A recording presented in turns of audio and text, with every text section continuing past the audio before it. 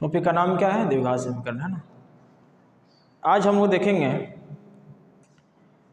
कि एक द्विघात समीकरण में विविक्त कर कैसे निकालेंगे। विविक्त कर, जिसको हम लोग डी बोलते हैं, डिस्क्रिमिनांट, दैट इज डी, इसीलिए उसको डी बोलते हैं, कैपिटल डी से लिखे दिखाएंगे, ठीक है। और उस डी के हेल्प से, कहने का मतलब विविक्त कर के हेल्प से मूलों की प्रकृति को कैसे पहचानेंगे, मतलब वो डी ही बताएगा। उस डी को ही निकाल के हम लोग ये बताएंगे कि वो मूलों की प्रकृति क्या है, ठीक है। तो आज हम लोग द्विघात समीकरण के बारे में जानेंगे।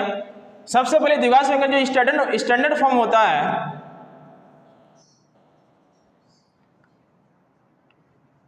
क्या होता है? A X square plus B X plus C, यहां तक क्या था? द्विघात बहुपद, याद है। और बराबर जीरो लिख दें, क्या हो जाएगा? द्विघात समीकरण हो जाएगा, ठीक है। जहां पे ए नॉट इक्वल टू जीरो, क्योंकि ए ही जीरो हो गया तो जीरो गुना एक्स स्क्वायर क्या हो जाएगा? जीरो। तो क्या ये टर्म पहला वाला बचेगा? नहीं बचेगा ना। तो इस चर में एक्स का पावर कितना जाएगा? एक। अब ये द्विघात रहेगा, बर्बाद हो जाएगा। क्या बचेगा? रेखिक बच जाएगा, पावर एक घात एक ना। इसीलिए बोल रहा हूं कि ए का मान जीरो नहीं होना चाहिए। इसका मतलब समझ आया? तो ये द्विघात समीकरण का स्टैंडर्ड फॉर्म है, मानक रूप या फिर व्यापक रूप बोलते हैं इसको, ठीक है। अब यहां से हम लोग क्या देखेंगे? हम लोग अच्छा ए क्या जाए एक बार समझ लेते हैं। ए क्या है? एक्स स्क्वायर का गुणांक है। बी क्या है? एक्स का गुणांक। और सी क्या है? अचर पद है, कोई कांस्टेंट है, 2 4 5 6 0 कुछ भी हो सकता है, ठीक है। बी भी है कोई कांस्टेंट, लेकिन क्या है? एक्स का गुणांक है। ए क्या है? एक्स स्क्वायर का गुणांक है। ये जानना जरूरी है इस बार, अगर डी निकालना है तो ए बी सी के बारे में जानना जरूरी है, ठीक है। तो निकालते हैं, कोई भी वास्तविक संख्या ए बी सी है ना। अब जरा देखते हैं डी का एक फॉर्मूला आता है बी स्क्वायर माइनस 4ac। अच्छा, इस डी को बोलते हैं विविक्त कर। विविक्त कर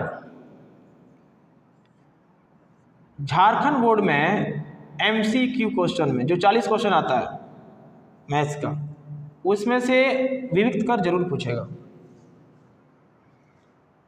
ठीक है। तो उसके लिए काफी ज्यादा इंपॉर्टेंट है। तो डी का फॉर्मूला क्या गया? B square minus 4ac। अब देखिए, इस डी के हेल्प से ही हम लोग जानेंगे मूलों की प्रकृति, कि मूलों की प्रकृति कैसा है। जरा देखते हैं, यदि डी का मान 0 से ज्यादा आ जाए, देखो डी का मान क्या क्या आ सकता है? या तो 0 आ सकता है, 0 से ज्यादा आ सकता है, या 0 से 3 ही तरीके से तो आएंगे, और कुछ आ सकता है क्या? नहीं, या तो 0 से ज्यादा, या तो 0 से कम। तो पहला केस जो हम लोग देखेंगे 0 से ज्यादा। अच्छा, इसको हम लोग ऐसे भी लिख सकते हैं, डी का जवाब क्या लिख सकते हैं? B square minus 4ac greater than 0,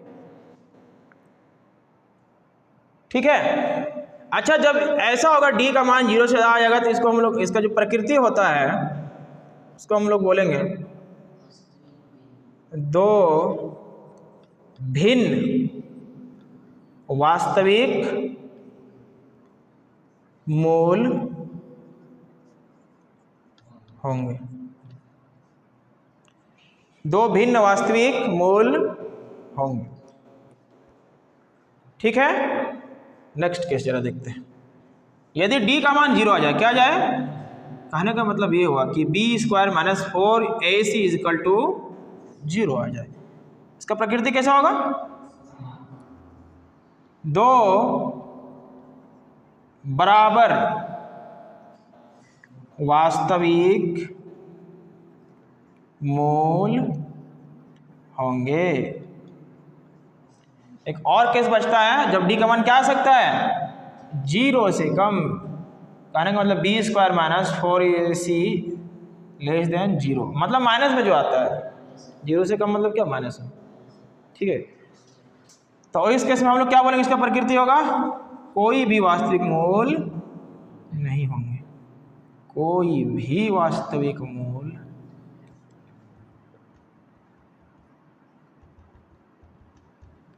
कहने मतलब इमेजिनरी आएगा, कोई वास्तविक मूल नहीं होंगे। ठीक है, इसी का और एक नाम है काल्पनिक भी यूज कर सकता है, काल्पनिक।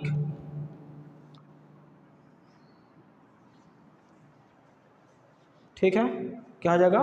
काल्पनिक। फिर से सुनिए,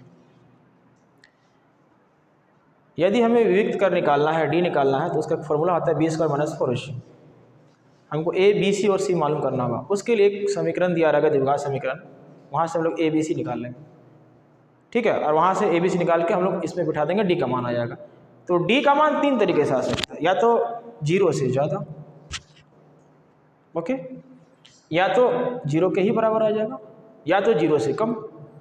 अगर 0 से ज़्यादा आ गया तो उसके मूलों की जो प्रकृति होगा वो 2 भिन्न वास्तविक मूल होगा। कहने का मतलब ये हुआ, जब हम लोग मूल निकालेंगे ना तो 2 अलग अलग मूल आएगा। कहने का मतलब अगर एक आ गया 2 तो दूसरा 5, ऐसा नहीं कि 2 आएगा, अलग अलग रहेगा, 2 मूल आएंगे, क्योंकि द्विघात समीकरण है, घात तो 2 है ना, तो इसका मूल भी कितना आएगा? 2 ही आएगा।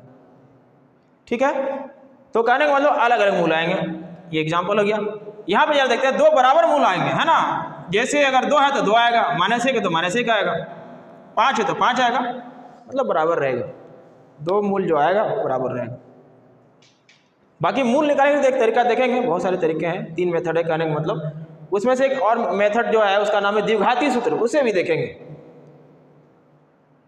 ठीक है, अभी टॉपिक का नाम ही जो हम दिए हैं, ठीक है, कि विविक्त कर निकालना है और उससे मूलों की प्रकृति के बारे में पता करें, तो यही बताएंगे।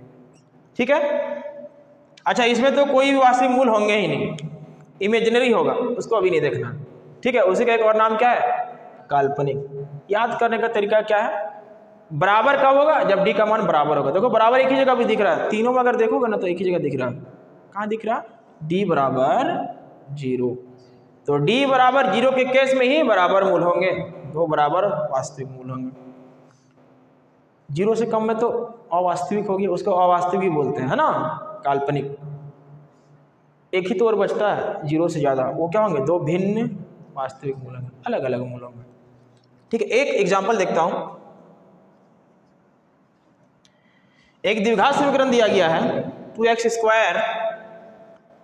4x + 3।